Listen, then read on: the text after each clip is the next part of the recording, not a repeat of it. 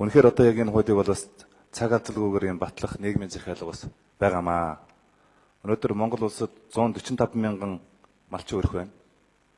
300 мянга орчим малчд байж байгаа.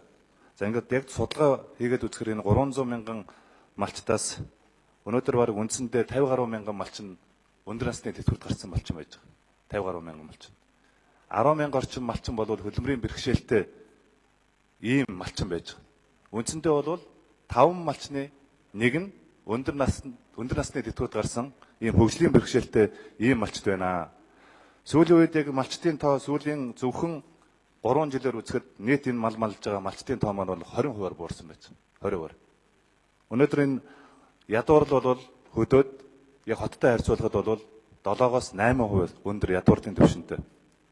Дундаж насалт Монгол улсын дундаж насалтай харьцуулахад малчдын насалт үндсэндээ 5-аас 8 насаар одоо бага богино насалдаг ийм нөхцөл байдал үүссэн байгаа учраас бол бид нар энэ малчдын тэтгэврийн насыг наашлуулах яг энэ нийгмийн даатгалынхаа шимтгэлийг уян хатан төлөх энэ хуулийг цаг алдалгүйгээр батлах юм зайлшгүй шаардлага үүссэн байгаа шүү. Тийм учраас энэ хуулийг одоо цаг алдалгүйгээр батлах ёстой гэсэн ийм байр суурьтай байна. Тэгээ энэ хуулийг дэмжиж байгаа.